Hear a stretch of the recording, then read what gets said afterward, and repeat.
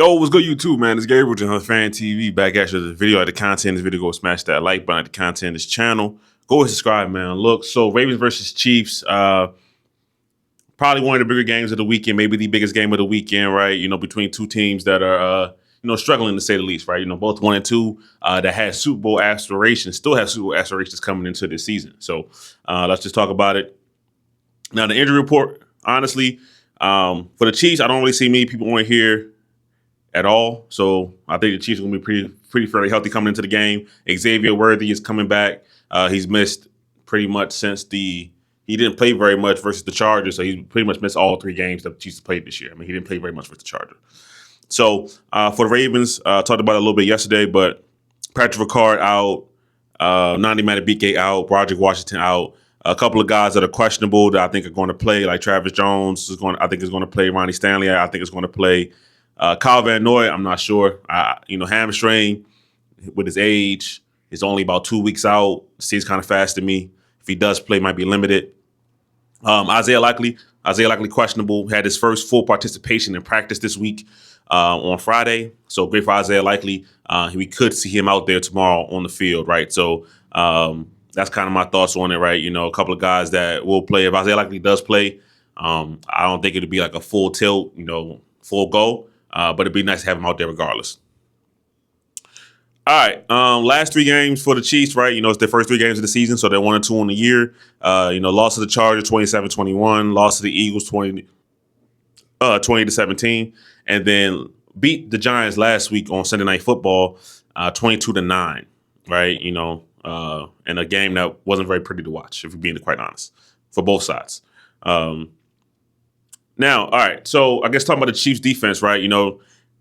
I said that, once we got to about week 4, I would start putting some numbers in here. So right now they're giving about 18.7 points a game, which is 9th, allowing just under 300 yards for 11th, and only giving up 35% on third downs, which is 9th. So, they're pretty solid right now.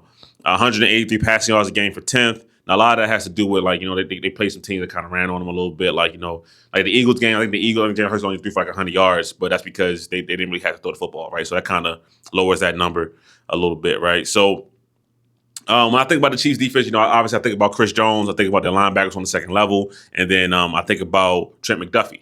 So that's what I think about when I think about Chiefs defense. But also can't forget about Steve Spagnuolo, right? What is Spags going to cook up? What kind of blitzes? What kind of designs? What kind of angles are they going to try to rush Lamar Jackson from? Lamar Jackson is now, that used to be the way teams try to attack Lamar Jackson. Okay, we'll just blitz him, but he's diagnosed that over the last, I'll say 2-3 years.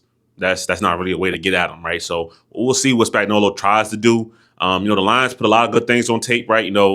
Watching the Lions game back, they double spot Lamar, literally, one guy at the line of scrimmage, one guy maybe a couple yards behind him. So, watching Lamar Jackson, right? So I don't know how many teams are going to do that, but that could be a tactic, right? How often is it going to work? I don't know. I think you need to have a really great defensive line for that to work because you're taking multiple guys out of coverage to do that. So, the Lions, they overpowered the Ravens offensive line. So, can the Chiefs do that? Chris Jones, Carl Optis, they have some guys. It's up to the Ravens offensive line to play much, much better. 30 pressures, which they gave up, is not acceptable at all. All right. To me, like I said, the Chiefs have some impact players on defense, but what can Steve Spagnuolo cook up? That's really kind of what I'm looking out for, right? It's not really about, to me, one-on-one matchups. Chris Jones is still a great player. I think he's still dominant. So, but I don't know if he's as dominant as he once was, right? And that usually just comes with age, right? It is what it is. All right. Now, Chiefs offense, okay? Chiefs offense is off to a little bit of a sluggish start. So, 108 yards on the ground per game, 17th in the NFL. 207 yards passing through the air, 15th. And Patrick Mahomes right now is only completing 59% of his passes. And that's 30th in the NFL, right? So, you're not really used to seeing Patrick Mahomes complete only 59% of his passes like that. Very, very low percentage for him. But it hasn't been pretty for this Chiefs offense, right? So when I look at their offense, they've been relying on Hollywood Brown, former Raven. They've been relying on Tyquan Thornton. And, of course, they're relying on Travis Kelce, right? But Travis Kelce has seemingly lost a step, right? If anybody watched the Eagles game, we know that he gave up the big the big catch. So really he catches this ball, it's going to be a touchdown.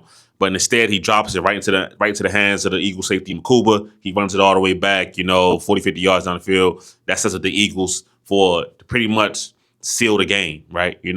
So when the Ravens, the way the Ravens defense is playing and the way that the Chiefs offense is playing, it's two units that are struggling. So which unit is going to overcome in this game is going to be the thing I'm looking out for, right? The Ravens defense has to try to get them back on track. Yes, 90 minute BK is not going to be there. Broderick Washington is not going to be there, right? So this interior defensive line is going to be tested once again. That's why they signed guys like Josh Topol, Taven Bryant. How are those guys going to be called up? We'll see. But that's why they signed them, right? They need more bodies on the interior of the defensive line. The Chiefs' offense hasn't been really able to run the ball super effectively outside of Patrick Mahomes scrambles, right? But outside of that, they haven't been really able to run the ball. So if the Ravens give up in this game, a big game to an Isaiah Pacheco on the ground, then it's going to be truly time to reevaluate that there are some serious issues here. Yes, I know, like I said previously, I already know. Man, the BK's out, Roger Foster's out, I get that. But this Chiefs team has not ran the ball on anybody so far this year, all right? So I don't want to see the Ravens be the first team that they've run the ball on successfully, all right? The run defense just has to be better. It's inexcusable at this point, right? It's really nothing that you can say about it. That's going to make it okay, all right? So that's kind of overview of the Chiefs offense. Like, they're still trying to struggle to find an identity, right? I think this year they wanted to throw the ball deeper more because they've gotten away from that. They won Super Bowl still, but they've gotten away from that true explosive element that we saw from Patrick Mahomes' game when he really burst onto the scene his very first year starting. Okay, when they had Tyreek Hill and everything like that. They've hit some big plays at Tyquan Thornton, but it hasn't been very consistent. So for this offense, if they're going to try to hit those explosives especially down there, a guy like Xavier Worthy is back. The Ravens got to try to put a lid on that. So that's what I'm looking out for. Don't let the struggling offense catch fire against you. They're struggling. Let's continue to help them struggle. Okay, so that's what I'm looking out for. Now keys to the game. Keys to the game: offense, defense. So for the offense, it's going to be the O-line to me, right? The O-line needs to step up, right? The Ravens offensive line to me hasn't put together. I would say a full quarter really good performance so far this year. I think they've been average at best, with most of the time being below average, right? Lions game, the Lions got after them repeatedly. Cleveland, we know what Myles Garrett can do, but the whole defensive line in Cleveland got after him. And then, the Bills game, I don't think they were great as well. So they have to hold up in pass protection. And, run blocking has gotten, I would say, steadily better, but there's still some things that needs to be better, right? And that's both sides of the ball, right? A lot of times, we talk about Daniel Falele, but Andrew Voorhees is struggling as well. He's not just Falele, right? Ronnie Stanley versus now he's going to get Aiden Hutchinson, excuse me, but I don't feel like he had the best game either, right? So Roger Rosengarten hasn't really taken that next step in this game. He's kind of been the same player he was last year. So I would say this offensive line as a whole is underperforming, right, and underwhelming. A lot of their struggles, a lot of their shortcomings are masked by the fact that they have Lamar Jackson back there. Lamar Jackson can do a lot of things to counter bad offensive line play, bad play up front. So I would like for the fact that he wouldn't have to do so much countering of the offensive line play, and they would just play solid. So we'll see what happens, right? It's kind of wishing at this point because there are going to be no changes to made to the offensive line unless somebody gets hurt. That's obviously been a pretty clear message from John Harbaugh and the staff.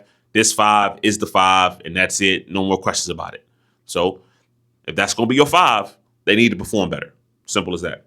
And then for the defense, right, Xavier Worthy is back, right? Now, I'm not saying like, I'm super scared of Xavier Worthy. He's a top receiver in the NFL. I'm not saying any of that. But he is obviously the person that the Chiefs want to have to ignite their downfield explosive passing game.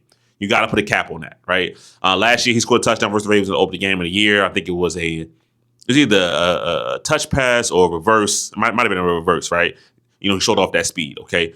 So passing the ball wise, do not let him get behind defense. Do not let him be the reason that this Chiefs offense gets back on track and they start feeling good and start feeling confident, all right? If you keep it short, you can tackle him. To me, I haven't really seen Xavier Worthy be a real shifty player in space. He's fast, but I haven't really seen him be real shifty in space, okay? So if the Ravens can Get to him, attack him immediately. I think they'll be fine. And even really get hands on him as well, right? He's like 160 pounds. He was out for 3 weeks because he ran into his own teammate. He's light. Okay, he's light. So get hands on him, right? So that's for me. And then second point is the Chiefs' offense is struggling, right? So let's not give up any easy plays that's going to make it easier on them. Make them work for everything. The offense is struggling, but they don't need any help from the Ravens. They're already struggling. So let's not do that for them. So to me, though, those are kind of the keys to the game for me, right? As Avery Worthy's back, they're going to try to work him in. We'll see how much he plays, but when he is in, let them the explosives. Even Tyquan Thornton, right? I think they're going to give him a couple of shots. Let's limit the explosives, and then no easy plays, right? Make them work for everything. This could be the formula for every week, really, obviously.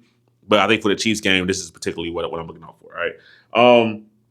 And then, last I do talk about XFactors going into the game, and people that I think could have an impact on this one, right? So I think kind of already talked about it with the offensive line. I think that's a big impact on this game. To be quite honest with you, and then really for me, the one thing that's holding the Ravens back is the trenches, right? So I want to see the trenches on both sides of the ball play better. All right. Can this defensive line get after Patrick Mahomes, right? He's a hard QB to sack, right? But can you at least pressure him, get him off his spot? He can still make plays even when he's off his spot, right? So I'm not saying that, but can you at least affect the quarterback? All right, can you do that? Offensive line, can you hold?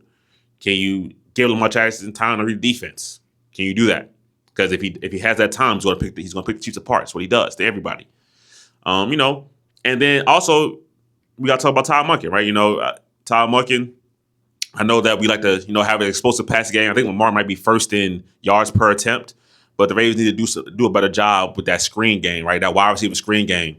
The Ravens used to struggle with screens a lot. The last couple of years, they've gotten better at them. And I feel like this season, they're not calling their screen game as much. They've hit a couple here and there, but I feel like they should be calling just a tad bit more screens. And especially people are going to be very, very aggressive attacking this offensive line and trying to attack Lamar Jackson. Screens are a great way to slow that pass rush down. All right, so I'm looking out for that as well. But really, it's about the trenches, right? Can the Ravens? That's the one thing to me that's stopping this Ravens team from being a championship quality squad. The trenches. Can they play better? And honestly, the Ravens are probably going to need to make some trades for that to happen. I don't know if Eric Costa is going to be willing to do that, but that's what I'm looking out for this game. Right? Can the trenches actually dominate on both sides of the ball? They haven't done that yet. Not yet. All right. But that's my thoughts on the game, man. The Ravens are staring at 1-3 in the face towards Kansas City. This would be a major knockback for both teams if they were to fall to 1-3. So whoever loses this game is going to have to be in damn near playoff mode for the rest of the year already. All right, so that's my thoughts on the game. You give me a guy's thoughts on the game in the comments, man. But it's Gabriel, just another Fan TV. I'm out.